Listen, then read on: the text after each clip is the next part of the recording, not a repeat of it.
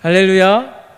네. 한국전쟁 75주년을 맞이하여 마땅히 나라를 위해서 기도하기로 이 자리에 나오신 성도님들 환영합니다. 우리 옆에 계신 성도님들 바라보며 이렇게 인사하겠습니다. 잘 오셨습니다. 나라를 위해 기도합시다.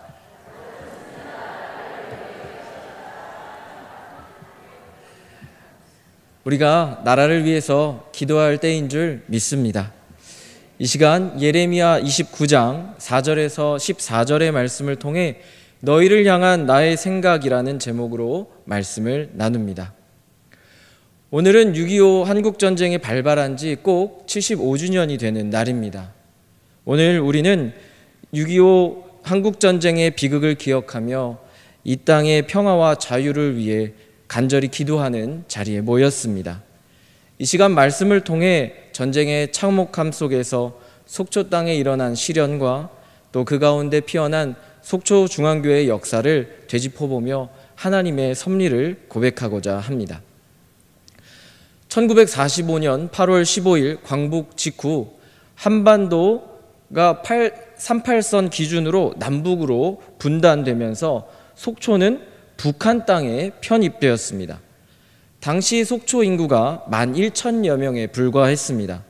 속초는 당시에 양양군에 소속된 작은 마을이었습니다. 이 마을이 전쟁의 구름이 짙어지면서 북한군에게는 군사적으로 중요한 전략적 가치를 지닌 항구가 됩니다. 6.25 발발 이전인 1950년 6월 초순부터 북한군 제766 부대와 제549 부대가 속초에 집결하였습니다. 이 부대들은 동해안 해상을 통해 남침을 준비했습니다. 전쟁이 시작되기 하루 전인 1950년 6월 24일 속초에 집결했던 이 북한군이 양양에서 출발하여 이튿날 6월 25일 새벽 3시경 38선 남쪽 옥계면 정동항에 약 400명이 상륙하였고 삼천군 원덕면 임원항에 약 600명이 상륙했습니다. 이 동해안으로 상륙한 북한군은 한국군 후방에서 동해로를 차단하고 북한군 8사단의 퇴로를 저지하려고 했습니다. 이 침투로 인해서 강동지구 전투가 벌어집니다. 국구 8사단이 잘 싸워서 북한군의 강릉 점령 목표를 한 주 정도 지연시켰습니다. 하지만 결국 8사단 병력이 강릉에서 철수하면서 강릉까지 북한군의 수중에 들어가게 됩니다. 이처럼 속초는 광복 이후에 북한에 편입되면서 또 6.25 초기에는 북한군의 동해상 침투를 위한 발원지이자 집결지 역할을 했습니다. 전쟁이 시작되면서 이 읍 정도 되는 아주 작은 마을이 전쟁의 소용돌이 한복판에 놓이게 됩니다. 그래서 속초는 6.25 전쟁 내내 남북한 군대가 한치의 양보도 없이 치열하게 공방전을 벌이는 최전선이 됩니다. 전쟁의 판도가 변하기 시작된 것은 1950년 9월 15일 연합군의 인천 상륙 작전이 성공하면서입니다. 인천 상륙 작전이 성공하면서 이 강원도 산간 지역이 북한군 최대의 퇴로가 됩니다. 그래서 전쟁 피해가 극심해집니다. 1950년 10월 1일 이후로 한국군이 원산을 향해 진격을 합니다. 그리고 1951년 초 1.4후 때 다시 북한 지역으로 넘어갔다가 1951년 2월 11일에야 비로소 남한의 땅으로 다시 탈환됩니다. 하지만 아직 속초가 완전하게 수복된 상태는 아니었습니다. 1951년 4월 22일 중공군이 70만 대군을 동원하여서 공세를 하는 시점에 연합군이 이에 맞서기 위한 작전을 펼칩니다. 그 작전 중에 1951년 5월에 중공군 5차, 6차 공세를 저지하기 위해서 수도 국군사단과 제11보병사단이 설악산 부근과 그 부근 전투에서 대승을 거두게 됩니다. 이렇게 설악산 전투를 통하여서 설악산과 영북 지역인 속초, 양양, 고성, 인제가 휴전선 이남에 이렇게 되는 결정적인 요인이 됩니다. 1951년 5월 23일에 연합군이 이제 전면적인 공세를 전환하게 됩니다. 1군단이 5월 26일에 양양을 완전히 점령을 했습니다. 그리고 5월 29일에 양양을 출발한 지 4시간 만에 거의 저항 없이 거진읍까지 진출을 하게 됩니다. 이 과정에서 속초가 국군에 의해 수복되게 됩니다. 그런데 수복된 것으로 속초 땅에서 전쟁이 그친 게 아닙니다. 한국전쟁이 소강 상태에 접어들면서 휴전협상이 진행되면서 이제 전쟁이 고지쟁탈전으로 변하게 됩니다. 이 시기 속초는 동부정선의 핵심 지휘 그리고 보급 거점이 됩니다. 1951년 국군 1군단이 동해안 지역과 중동부 전선 작전 지휘를 위해서 속초에 임시 군단 사령부를 설치하게 됩니다. 1군단은 1951년 6월 6일부터 1952년 12월 22일까지 약 1년 6개월 동안 속초에 주둔하면서 설악산 전투, 향로봉 전투, 884고지 전투, 월비산 351 고지 전투를 치르면서 양양, 속초, 고성 지역을 사수했습니다.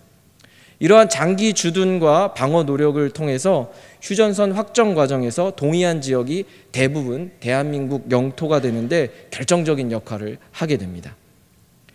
고지쟁탈전은 굉장히 치열했습니다. 884 고지 전투를 묘사하는 이야기에서 지속적인 폭탄으로 그리고 화약으로 인해서 884 고지의 높이가 줄어들었다라는 말이 있습니다. 그리고 또한 월비산 351 전투에서는 동부전선이 서부전선보다 80km를 더 확보하게 되었다라는 전과가 있습니다. 당시 고지쟁탈전이 얼마나 치열했고 또 소모적이었는지를 보여주고 있습니다. 이는 휴전선을 확정하는 과정에서 이 고지들이 전략적으로 굉장히 중요한 가치를 지녔음을 의미합니다. 이 치열한 전투 속에서 이 속초는 1군단의 장기 주둔지이자 후방 지원 거점이 됩니다. 특히 속초에는 야전병원이 세워졌습니다. 고지쟁탈전에서 치열한 전투를 벌이며 부상을 입은 수많은 부상당한 군인들이 속초로 실려왔습니다. 전쟁 영화에서 보면은 군용 트럭에 부상당한 사람들이 실려오는데 그 트럭에서 피가 물같이 쏟아집니다. 그렇게 부상병의 피로 얼룩진 군복을 당시 속초중앙교회 여전도의 성도님들께서 개울가에서 빨아서 세탁하여서 말려서 다시 군에 제공을 했습니다. 이처럼 전쟁 기간 내내 남한군과 북한군이 강원도 영동 지역에서 치열하게 전쟁을 벌이는 순간 속초는 굉장히 독특한 경험을 하게 됩니다. 속초에는 1951년 11월부터 3년간 미군정이 실시됩니다. 1951년 8월 18일 국군 제1군단에 의해 수복된 속초는 1954년 11월 17일까지 약 3년 동안 유엔군 사령부 산하 미군정의 통치를 받습니다. 사실 이러한 일들은 전 세계적으로 없는 일이었습니다. 미군정은 이 속초가 군사전략적으로 중요한 위치이면서 또한 공산주의 체제를 겪은 땅이었기 때문에 그 적성을 제거하기 위해서 이러한 기획을 하였고 그 일환으로 미군정이 실시된 것입니다. 이 미군정 시기에 속초는 전쟁 피난민으로 인해서 인구가 빠르게 급증했습니다. 특히 북한에서 남한으로 피난을 온 이 전쟁 피난민들이 가장 많았습니다. 당시 속초 인구의 과반수가 피난민이었습니다. 청호동 같은 지역에는 주민의 70%가 피난민이었습니다. 이들 대부분은 일사후퇴 때 속초로 와서 고향이 가까운 곳에서 정착을 했습니다. 함경도 출신이 압도적으로 많았는데 이분들이 속초에서 아바이 마을이라는 새로운 정체성과 독특한 지역 문화를 형성하였습니다. 그런데 이 귀향을 원하는 사람 이외에도 속초에 모여든 부류가 또 있습니다. 미군정 아래에서 미군 부대 사업에 참여하기 위해 생계를 해결하기 위해 속초에 오는 사람들이 있었습니다. 당시 속초항은 미군 항만 군수사령부 지원 거점이었습니다. 이것을 통해 중동부 전선의 미군 보급이 이루어졌습니다. 그래서 이제 항만 장비 운반, 물자 보관, 그리고 하역 등 이러한 것에 인력 수요가 많이 필요했습니다. 그래서 현지 주민들이 이러한 작업에 상당 부분 동원됐습니다. 그리고 이 시기에 속초가 어업이 종사하기 좋은 항구로 발전됐습니다. 전쟁 중에 함경도 출신 피난민들이 속초로 내려오면서 이분들이 갖고 있던 어업 기술이 속초에 유입됐습니다. 그래서 속초 산업 구조가 바뀌기 시작합니다. 1950년대 초만 해도 속초의 주된 산업이 농업이었습니다. 그런데 어업을 갖고 있었던 이 실향민들이 속초에 정착하면서 이 기술을 전수받아서 1950년대 후반부터는 오징어, 명태, 어획량이 급증했습니다. 그래서 속초가 어업도시가 됐습니다.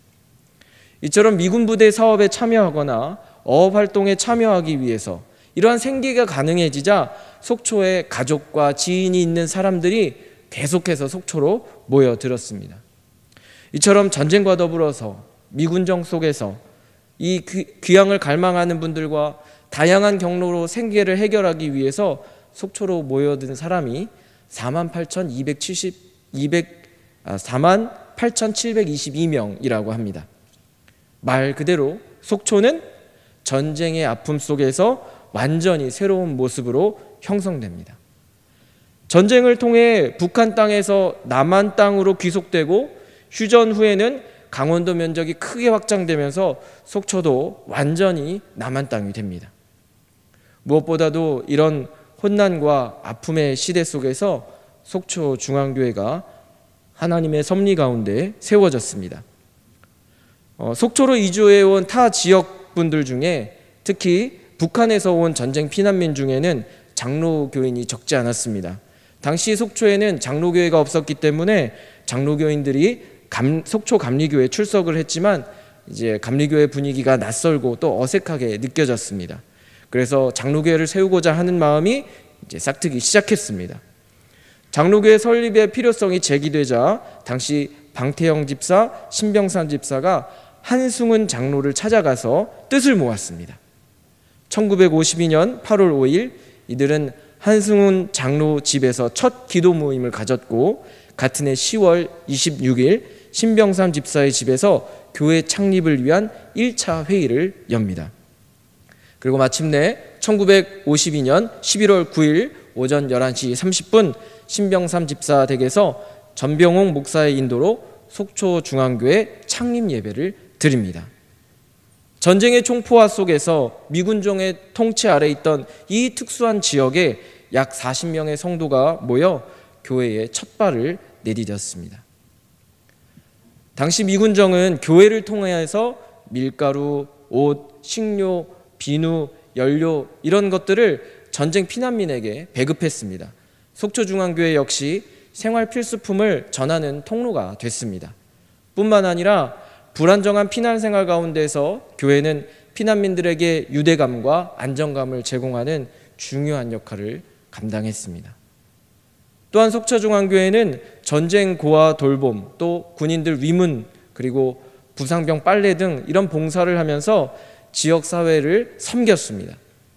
주일학교 학생들이 군부대 방문을 하여서 공연을 하였고 여전도에는 손수 떡을 빚어서 군부대에 전달했습니다. 이러한 사랑과 섬김은 당시 제1군단 사령관 이영근 장군이 교회 헌당식에 참여하게 하고 군단과 사단에서 감사장과 표창장을 수여할 정도로 깊은 감동을 주었습니다. 그렇게 속초중앙교회는 신앙과 삶의 구심점이 됩니다. 당시 속초중앙교회의 종소리는 시계가 드물었던 그 시절에 새벽 기도회부터 주일 예배, 주일학교 시작을 알리는 종소리가 되어서 교인들에게 하루 일상과 주일 성수를 지키는 생활 리듬이 되었습니다. 또 주일학교는 어린이와 어른 모두에게 성경을 가르치며 신앙교육의 중심이 되었고 몇몇 청년회, 여전도회, 학생회 등 자치단체들은 활발한 활동을 통하여서 이 성도님들이 또 지역사회 주민들이 신앙을 키우고 또 공동체 활동을 통해 유대감을 형성하는데 아주 큰 기여를 합니다.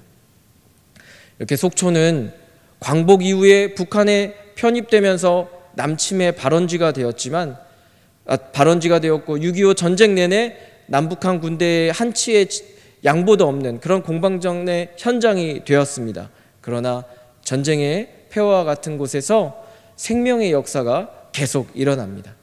삶을 살아가는 자들이 있었고 그곳에 교회가 세워졌고 다시 새 삶을 살아갔습니다. 하지만 새로운 삶을 살아간다는 건 결코 말처럼 쉽지 않습니다. 감히 저는 상상하지 못할 정도로 고된 과정이었음이 분명합니다. 누군가는 하늘을 향해 원망했을 것입니다.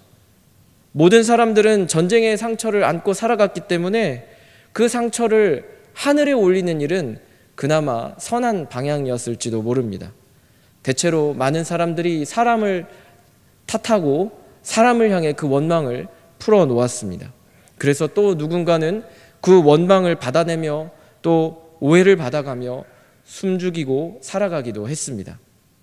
또 다른 슬픔과 비극이 전쟁 후에도 계속되었습니다. 그럼에도 이 땅의 사람들은 계속해서 삶을 향해 나아갔습니다. 우리는 이러한 역사 속에서 어떠한 하나님을 고백할 수 있겠습니까? 결코 쉽지 않은 질문입니다.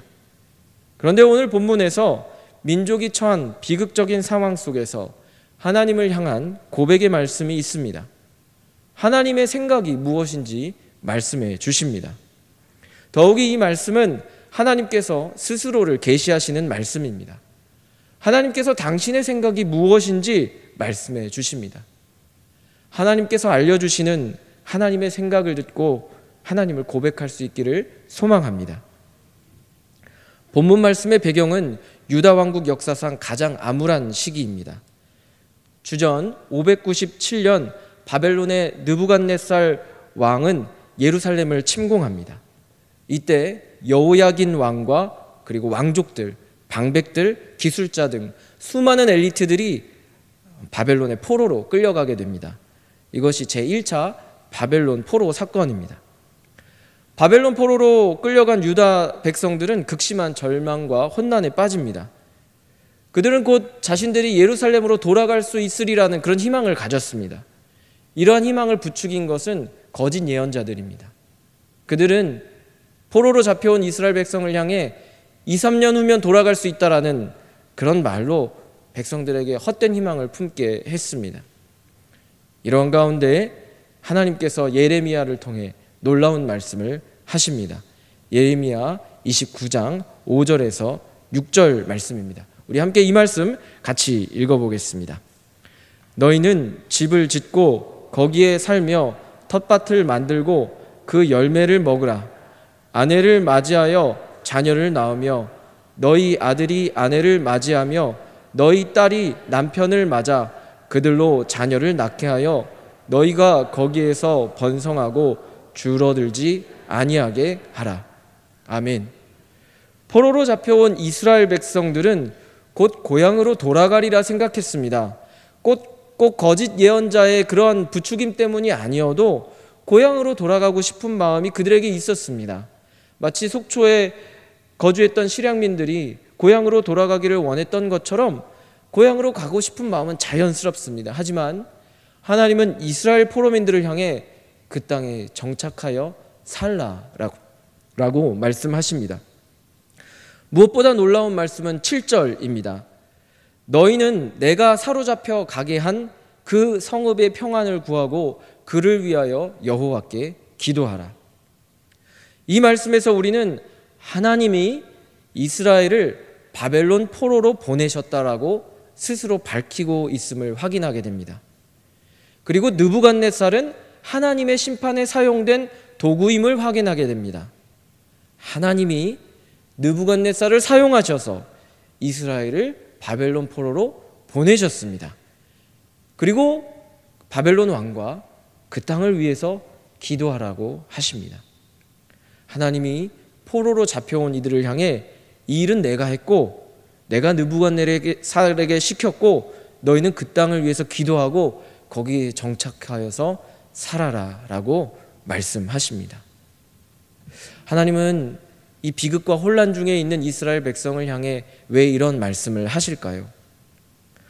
하나님은 우리가 처한 현실을 도피의 장소로 보지 않으십니다. 오히려 회복과 구원을 이루는 현장으로 보십니다. 하나님은 이스라엘이 받아들이기 힘들지라도 잘못된 말로 그들을 위로하지 않으십니다. 그들에게 벌어진 일이 무엇이며 어떻게 그 비극 속에서 나아갈 수 있는지 정확하게 말씀해 주십니다. 하나님은 이 일이 하나님께서 행하신 힘을 밝히시고 그리고 그들로 다시 살아가라 말씀하십니다. 왜냐하면 하나님께서 원하시는 것은 궁극적으로 평안이기 때문입니다. 우리 11절 말씀을 함께 고백하겠습니다. 여호와의 말씀이니라. 너희를 향한 나의 생각은 평안이요 재앙이 아니니라. 너희에게 미래와 희망을 주는 것이니라. 아멘. 이 말씀은 결코 하나님이 전혀 고통 없는 그런 아픔 없는 성공을 주겠다, 형통하게 하겠다 이런 말씀이 아닙니다. 이 말씀의 1차적인 대상은 이미 극심한 국가적 재난을 당한 절망 속에 있는 이스라엘 공동체입니다. 그러나 하나님은 그들을 심판하셔서 포로 생활하시는 것으로 이 일을 마무리 짓지 않으십니다. 하나님은 재앙이 목적이 아니십니다. 하나님은 기약이 이르면, 때가 이르면 고난은 회복을 위한 과정이 되고 그 끝에는 결국 샬롬, 평안이 있다 말씀하십니다. 미래와 희망을 주는 것이라 라는 말씀은 하나님의 계획이 절망으로 끝나지 않고 반드시 새로운 시작과 희망으로 이어진다는 약속입니다. 그리고 이 약속에 대한 기대는 하나님의 신실하시고 성실하신 성품에 근거합니다. 1950년 6월 25일 전쟁이 터지고 나서 많은 사람들이 삶의 터전을 잃었습니다. 총포화가 오가는 3년여 전쟁 기간 동안 동해안 한복판에서 사람들은 다시 살아가야 했습니다. 미군정 아래에서 속초는 어업 중심지로 발돋움했고 피난민과 함께 교회가 세워졌습니다. 바로 이 속초가, 우리가 살아가는 이곳이 하나님의 은혜로 일구어진 땅인 줄 믿습니다. 사람들이 살아갈 수 있도록 하나님께서 얼마나 성실하게 일하셨겠습니까? 저는 문득 그 많은 물고기를 하나님께서 예비하셨다라고 고백하게 됐습니다. 전쟁 전까지 속초는 농업에 종사했기 때문에 바다에는 어류 자체가 풍부했습니다. 그러니 어업 기반이 갖춰지면 잡히는 대로 수확이 가능했지 않겠습니까? 전쟁의 아픔이 평안의 씨앗이 되는 것은 결코 우연이 아니라 평안을 바라시는 하나님이 성실하게 일하셨기 때문인 줄 믿습니다. 그래서 우리는 비극 속에서도 하나님은 선하시며 그 행하시는 바가 늘 옳으시며 하나님은 역사의 주관자이심을 고백해야 합니다. 왜냐하면 결국 하나님께서 이루고자 하시는 일은 샬롬, 평안이기 때문입니다. 그럼에도 그 샬롬은 단번에 찾아오지는 않는 듯합니다. 하나님께서 이스라엘에게 70년을 말씀하셨습니다. 포로로 살아가는 70년이라는 시간, 그것은 한 세대가 다 지나가는 시간입니다. 그 시간 동안 이스라엘은 하나님의 뜻을 따라 인내하고 기다려야 했습니다. 그러나 그저 기다리라고 하지 않으시고 무엇을 행하라고 하시는데 12절, 13절의 말씀입니다. 우리 함께 이 말씀 읽겠습니다. 내게 부르짖으며 내게 와서 기도하면 내가 너희의 기도를 들을 것이요 너희가 온 마음으로 나를 구하면 나를 찾을 것이요 나를 만나리라. 아멘. 이 말씀은 단순한 위로의 말씀이 아닙니다. 나를 만날 수 있어, 이런 말씀이 아니라 행동을 향한 촉구입니다. 부르짖고 기도하고 구하라 라고 하나님께서 말씀하십니다. 처음에는 비극 속에서 하나님을 원망할 수 있습니다. 어떻게 하나님이 우리에게 이런 일을 행하셨습니까? 하나님, 정말 하나님이 살아계십니까? 이렇게 하나님을 향해 원망의 소리를 낼 수 있습니다. 사실 이 비극은 이스라엘이 하나님께 불순종함으로 자처한 것입니다. 하지만 사람이 그렇게 합리적이지 않습니다. 알면서도 하나님을 원망할 수밖에 없습니다. 그리고 그 아픔과 상처를 서로 쏟아낼 수밖에 없습니다. 그럼에도 하나님은 이 비극을 행한 이가 바로 나다, 이렇게 말씀하십니다. 하나님은 기꺼이 이스라엘의 그 정처 없는 원망을 다 받아낼 준비가 되어 있으십니다. 왜냐하면 하나님이 원인이 되셔야 이스라엘이 어디부터 이 문제를 풀어갈지 답을 찾을 수 있기 때문입니다. 이스라엘은 그 비극적인 순간에 하나님을 찾아야 합니다. 왜 우리가 이 비극을 겪게 되었는가? 하나님이 왜 우리에게 이 일을 행하셨는가? 라는 질문의 답은 하나님을 찾으면서 해결될 수 있습니다. 속초중앙교회도 그렇게 시작됐습니다. 전쟁과 혼난 속에서 사람들이 하나님을 찾았습니다. 기도하고 예배하고 그곳에 하나님께서 응답하셔서 교회가 세워졌습니다. 비극 속에서 하나님을 찾았습니다. 그렇게 70여 년이 지나서 우리가 그 믿음의 유산에 위에 서 있습니다. 우리도 그 신앙을 잇는 자로 하나님을 전심으로 구하며 속초와 이 땅 가운데 하나님께서 역사하시기를 기도해야 합니다. 무엇보다 우리는 주어진 삶의 여건 속에서 성실하게 열심히 살아야 합니다. 수많은 아픔과 질문이 있습니다. 다 헤아릴 수도 없고 다 답을 얻을 수도 없습니다. 그래도 계속 집을 짓고 텃밭을 만들고 결혼하고 자녀를 낳고 살아야 합니다. 그 땅의 지도자를 위해서 기도해야 합니다. 왜냐하면 하나님께서 우리에게 평안을 주시기 위하여 지금도 성실하고 신실하게 일하고 계시기 때문입니다. 사랑하는 성도님들, 하나님께서 우리에게 주고자 하시는 것은 평안입니다. 그것은 전쟁이 없는 상태가 아니라 전쟁 중에서도 주시는 평안, 갈등과 아픔 속에서도 역사하고 계신 하나님의 선하신 계획을 믿는 평안입니다. 지금도 전쟁과 분쟁을 겪고 있는 나라들이 있습니다. 우크라이나와 러시아는 벌써 3년간 전쟁을 치르고 있습니다. 서로를 향한 대규모 공습을 감행하고 있습니다. 미얀마는 내전으로 인하여 실향민이 이미 360만 명에 이르렀고 그 중에 절반이 지진으로 인한 피해를 입었습니다. 50만 가구가 임시 피난처에 있지만 이제 6월 9일에 다가오는 우기 앞에 그 피난처는 속세 없이 무너지고 있습니다. 이스라엘과 이란은 12일간의 전투 끝에 휴전에 합의했지만 미사일 발사와 공습 의혹이 계속 제기되어서 긴장 상태가 해소되지 않고 있습니다.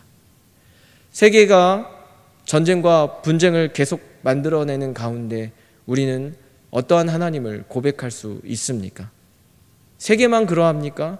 우리 가정과 또 우리 개인이 겪고 있는 아픔과 고통은 또 어떠합니까?